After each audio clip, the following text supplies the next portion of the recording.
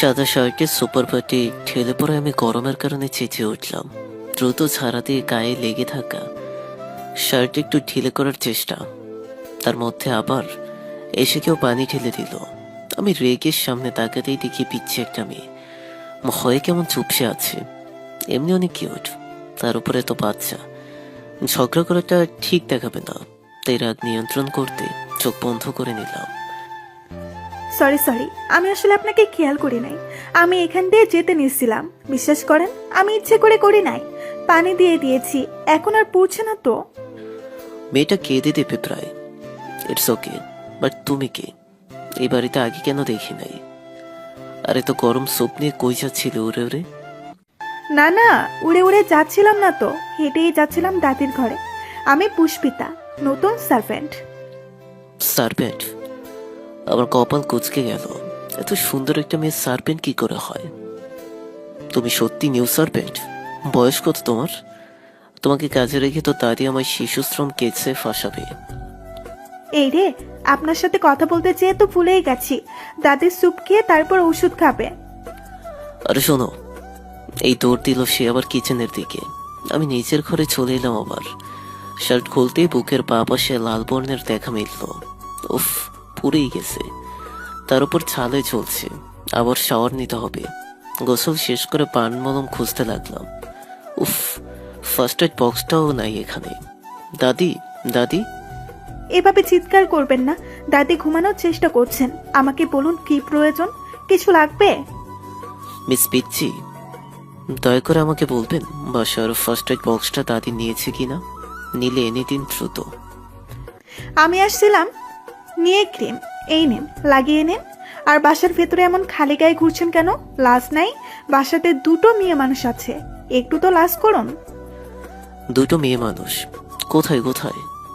একটা আমি, একটা দাদি। আপনার কি চোখে নাপা হয়েছে? আমাদের দেখতে পাচ্ছেন না?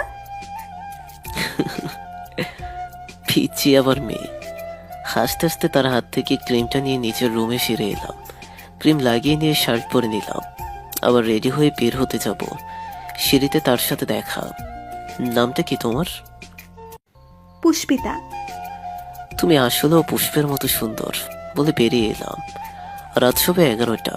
বাড়িতে ঢুকতে প্রো কুচকে গেল। এই সময় এখনো লাইট সব চলছে কেন? দাদির তো 8টাতেই ঘুমিয়ে পড়ার কথা। আর আমি রাত করে ফিরি, সে জানে। তাই তো সব বাতি বন্ধ করে নিজের মতো ঘুমাই। আপনি সবসময় এত দেরি করে বাড়িতে আসেন নাকি? একটু দ্রুত তো আসতে পারেন। তুমি এখনো জেগে আছো? আমার তো বাড়ি নেই। হ্যাঁ, সেই কথা বলেই তো দাদি আমাকে নিয়ে আসছে। থাকা খাওয়া ফ্রি সহ পড়ার টাকা দিবে, আর সেই বিনিময়ে আমি তার দেখাশোনা সহ বাড়ির সব কাজ করব। অদ্ভুত। আচ্ছা, তা এখনো জেগে আছো কেন? ঘুমাও যে। আপনি রাতে খাবেন না? আমি পড়ছিলাম দাদি ঘুমানোর পরে এসে, তাই জেগেও আছি। মনে হলো কেউ ভেতরে এসেছে, তাই দেখতে এলাম। দেখলাম আপনি এসেছেন, যদিও দাদি আপনার ব্যাপারে কিছু বলেনি আমাকে। বুঝতে পারলাম, দায়িত্বশীল মেয়ে। তবে তোমাকে আমার চিন্তা করতে হবে না। রাতে আমি খাবার খাই না। আর লাইট, ড্রয়িং আর ডাইনিং এর গুলো বন্ধ করে ঘরে যাও। ঠিক আছে, কিন্তু শুনুন, রাতে খাবার একেবারে না খেয়ে থাকা ক্ষতিকর স্বাস্থ্যের জন্য। অল্প হলেও খাওয়া উচিত। আমি চমৎকার সালাদ তৈরি করতে পারি, করে দিব। ভারী খাবারও হবে না, আর আপনার ডায়েটেরও সমস্যা হবে না। বড্ড বেশি কথা বলো পুষ্পিতা, তুমি কি তা জানো? প্লিজ এখন বকবক করে মাথা খেও না। যেটুকু বলেছি সেটুকুই করো। পুষ্পিতা চলে যেতে নিলে আবার ফিরে এলো। শুনুন, আপনি ভাবিবেন না আমি শুধু সালাদ পারি। আপনি যা বলবেন সেই খাবার তৈরি করে দিতে পারবো আপনার প্রয়োজন হলে। Please leave. পুষ্পিতা যেতে নিয়ে আবার ফিরে এলো। এবার আমি ধমক দিতে যাব, তার আগে সে বলল, প্লিজ ধমকাবেন না। এবার খাবারের কথা বলতে আসিনি।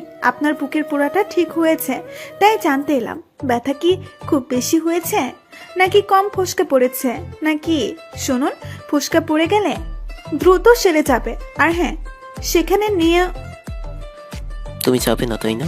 আমি চলে যাচ্ছি বলে ঘরে ঢুকে ঠাস করে দরজা আটকে দিলাম। উফ, এটা কোন প্যারা! আরে শুনুন, জবাবটা তো দিয়ে যান। ধুর, চলে গেল।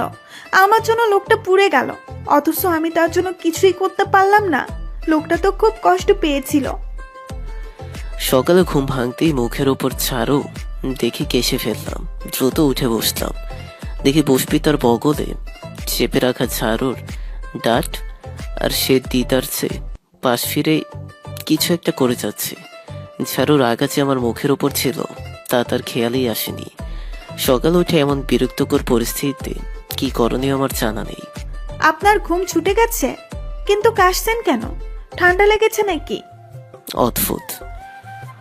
প্লাকেট ফেলে উঠে বললাম। ফ্রেশ হয়ে বের হতেই দেখি সে আমার টেবিলে রাখা ফুলদানিটার 12টা বাজিয়ে দিয়েছে অলরেডি। আমায় দেখে তা লুকানোর চেষ্টা করলো, মুখে ভয়ের ছাপ। এমন কিউটনেস দেখলে আর কিছু বলা যায় না। আমি আসলে আপনার ঘর ঝাড়ু দিতে এসেছিলাম। আর ভালো করে ঝাড়ু দেওয়া শেষ হলেই 1 কাপ চা দিয়ে যেহেতু আমি ওয়ার্কআউট করতে যাচ্ছি, ছাদে পাবে আমাকে। চুপচাপ বেরিয়ে এলাম না দেখার মতো করে। কিছু সময় পর সে চায়ের কাপ হাতে ছাদে এলো। কাপ রাখো ওখানে, আমি এসে নিচ্ছি। আপনি এত সকালে উঠে পড়লেন? আমি তো ভাবছি বড়লোকের ছেলেরা 10টা না বাজলে ঘুম ছুটে না তাদের। তুমি আগে কোথায় থাকতে? অনাথ আশ্রমের হোস্টেলে। আরে আপনি জানেন না মনে হয়, আমি তো সেখানেই বড় হয়েছি পিচ্চিকাল থেকে। সেদিন দাদি যে দেখে না আমায় নিয়ে এলো কাছে। অবশ্য আমি তাকে বলেছিলাম আমাকে একটা কাজ দিতে, কারণ 15 থেকে 16 বছর পর আশ্রমের হোস্টেলে রাখতে চায় না। অত ডায়েটের ভালো ছিল বলে আমায় এতদিন থাকতে দিয়েছিল, কারণ বাচ্চাদের অনাথ আশ্রম তো জায়গাও সংকট আছে। শুনে মনটা আবার নরম হয়ে এলো মেয়েটার উপর। এত ছোট বয়স, তার এখনই কাজে নেমে পড়েছে। অথচ এই বয়সে তার দুপাশে বেনি করে স্কুল ব্যাগ কাঁধে নিয়ে পড়াশোনা করা, হেসে গেলে বাবা মায়ের ভালোবাসায় দিন যাপন করার কথা ছিল। কোন ক্লাসে পড়ো? ইন্টারে প্রথম বর্ষে। গতকাল এসএসসি দিছি। জানেন, আমার মার্ক ছিল 4 পয়েন্ট, তার 1। অনেক ভালো করছি না? হোয়াট? তুমি কলেজে পড়ো? আই মিন, তোমাকে দেখে আমি 15 বছরের মেয়েই ভেবেছি। দেখতে তো একদম পিচ্ছি। সে একটু লজ্জা পেল বোধ হয়। সবাই এটাই বলে। আসলে আমি একটু বেশি সুন্দর কি না? হহ করে হেসে ফেললাম। তুমি না ভীষণ ফানি। পুষ্পিতা লজ্জা পেয়ে চলে এলো। হঠাৎ ছাদের অন্য পাশে আমার পছন্দের কালো গোলাপ গাছটাকে দেখে চমকে গেলাম। এইভাবে নেতিয়েছে কেন? কাছে এসে বুঝতে পারলাম গাছটি মারা যাচ্ছে, অথচ কোনো কারণে দেখতে পাচ্ছি না। গতদিনও তো সুন্দর তরতাজা ছিল, আজ সব পাতায় এভাবে নেতিয়ে গাছটি মারা যাওয়ার কারণ কি পুষ্পিতা? জি, ডেকেছেন আমায়? হ্যাঁ, এই গাছটি মারা যাচ্ছে কেন? তুমি কি কিছু করেছো? গাছে তো পানি তুমি দিয়েছো। আসলে মানে আমি তেমন কিছু করি নাই। কেন যে মারা যাচ্ছে আমি সত্যি বলছি। কতদিন বিকেলবেলা শুধু একটু পানি দিছিলাম, টবের মাটি শুকিয়েছিল দেখে। আমি সন্দেহ চোখে তাকালাম। পুষ্পিতা ভয় পাচ্ছে। তুমি সত্যি জানো না কি পানি দিয়েছিলে? আসলে বালতিতে ছিল পানি, এখানে সেটাই দিয়েছিলাম। দাদির জন্য রোদ্দুরে দিছিলাম। দাদি বলল সে ওই পানিটা দিয়ে গোসল করবে না, তাই ভাবলাম ফেলে না দিয়ে গাছে দিয়ে দেই। আমি মাথা চাপড়ালাম। সারাদিনে কড়া রোদ্দুরে রাগা উত্তপ্ত পানি গাছে দিলে তা বাঁচবে কিভাবে? ফুটন্ত গরম পানির সমান গরম পানিতে তো গাছ মারা যাবেই। মেজাজ খারাপ হয়ে গেল। বকাঝোকা করতেই পুষ্পিতা কেঁদে ফেলল। আমি কি জানতাম নাকি গরম পানি আপনার গাছ খাবে না, পুড়ে মারা যাবে? সারাদিন রোদ্দুরে থাকতে তো তাদের সমস্যা হয় না। Shut up! যাও তুমি আমার চোখের সামনে থেকে, দূর হও। এসে থেকে একটার পর একটা প্যারা দিয়ে যাচ্ছ। সমস্যা কি তোমার? ছোট দেখে কিছু বলছি না, মানে এটা নয় সব সহ্য করব। আর দাদিকেও বলি এমন একটা বাচ্চা কিভাবে বাড়িতে তুলে এনে সব ভার দিয়ে দিল একসাথে। দয়া করে দাদিকে বলে আমাকে তাড়িয়ে দিবেন না। আমি আর এমন ভুল করব না। কান ধরছে আমার, পায়ে পড়ছি আপনার, তবুও বের করে দিবেন না। দ্রুত সরে গেলাম। ওঠো বলছি, যাও আমার ব্রেকফাস্ট রেডি করে যাই। আর ছাদের একটা গাছেরও পরিচর্যা করতে আসবে না তুমি। এগুলো সব সময় আমি দেখে রাখি। মনে থাকবে আমার, আর আসবো না আপনার গাছের কাছে। পুষ্পিতা আবার চলে গেল। আমি ফোঁস করে নিঃশ্বাস ফেললাম। অতি আদুরে, মেয়েটা তার উপর চমৎকার সুন্দর। বাচ্চা মেয়েটাকে বকতেও ভালো লাগে না। যদি তার বাবা মা বেঁচে থাকতেন, নিশ্চয়ই মেয়েটাকে অতি যত্নে বড় করতেন। মানুষের জীবন বড়ই বিচিত্র। এই যে স্যার শুনেন, দাদি আপনাকে ডাকে পাঠাইছে অতি শীঘ্রই। কোথায়? আর দাদি খেতে না এসে আমাকে কেন ডাকছে?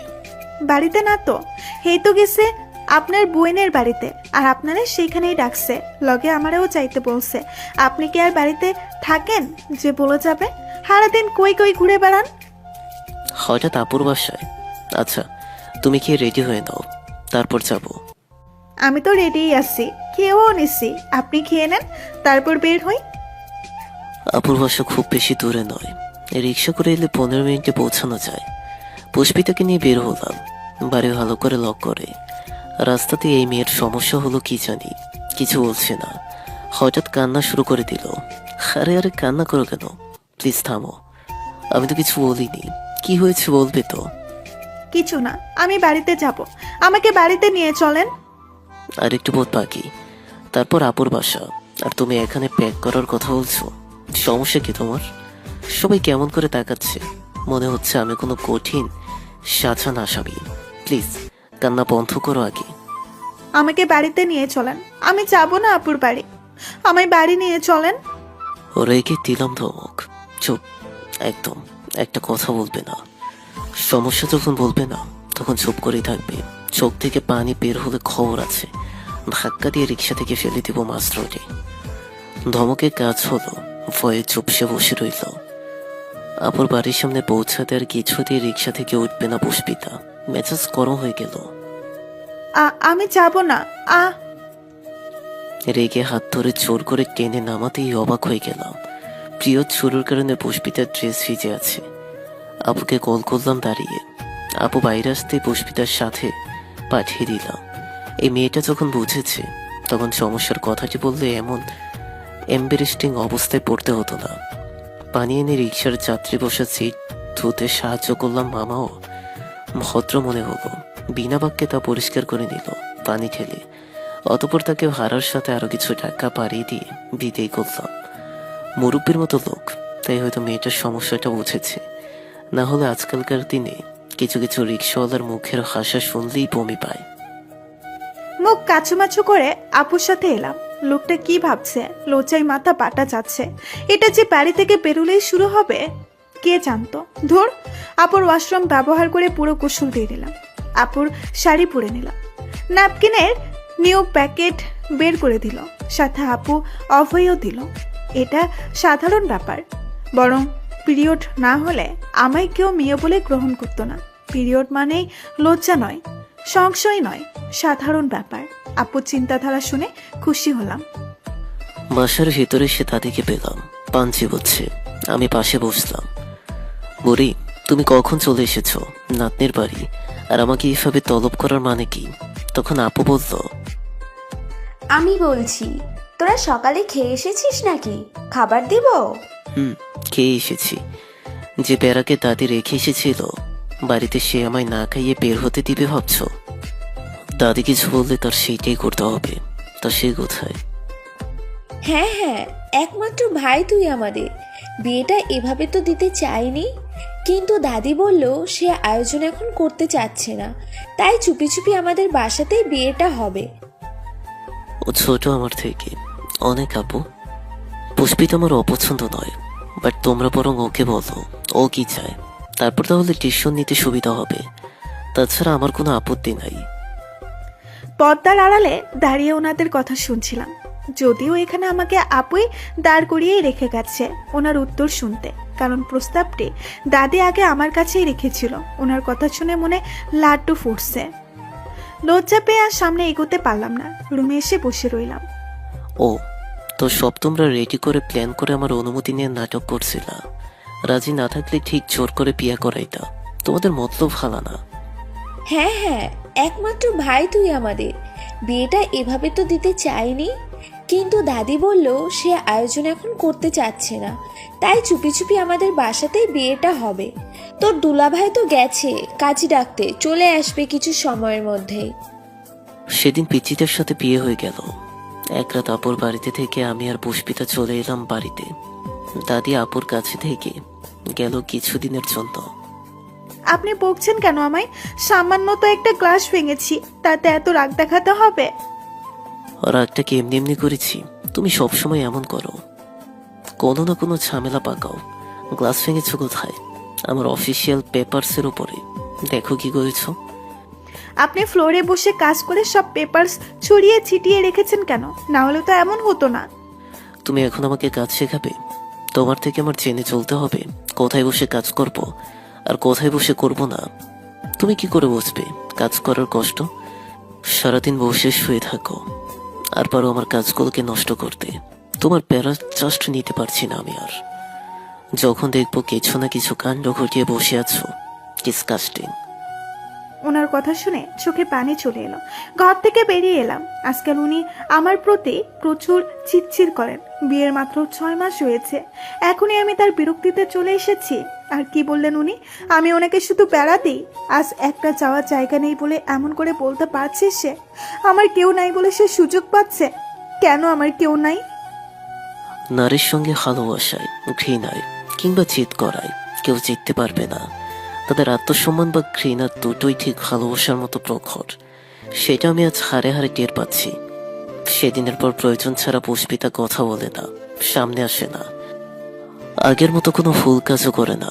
কেমন প্রাণোচ্ছল মেয়েটা নির্জীবের মতো বিহেভ করছে। অফিসের কাজের চাপে আমিও সেসবে ধ্যান দিই নাই, কিন্তু এখন বুঝতে পারছি মেয়েটা প্রচুর অভিমান করেছে আমার ওপর। পিচির প্যারাই যে আমি অভ্যস্ত। এই, এদিকে আসো, কথা আছে। কি লাগবে? তাকে জড়িয়ে ধরলাম। চুমু খেয়ে সরাসরি বলতেই কেঁদে দিল সে। সরি তো, আর করবো না এমন। আমাকে সরি বলতে হবে না, আমি তো পুরনো হয়ে গেছি, শুধু প্যারাতেই ঝামেলা করি। আমাকে কেন সরি বলছেন? আপা, বাবুটা অভিমান করেছে বুঝি। সরি তো, কাজের চাপে আসলে বাজে বিহেভ করে ফেলেছি। পিচিটা কি জানে না তার ঝামেলাটাও আমার ভীষণ পছন্দের? হ্যাঁ, ঢং দেখাতে আসছে এখন। হেসে ফেললাম। ঢং পছন্দ করে বউটা এখন ঢং না দেখালে চলবে কি? চলো আজ ঘুরতে নিয়ে যাব। আগের মতো দুজনে ঘুরবো, যেমনটা বিয়ের প্রথমে তোমায় নিয়ে বেড়াতাম। তুমি পরবে শাড়ি, আমি ম্যাচিং পাঞ্জাবি।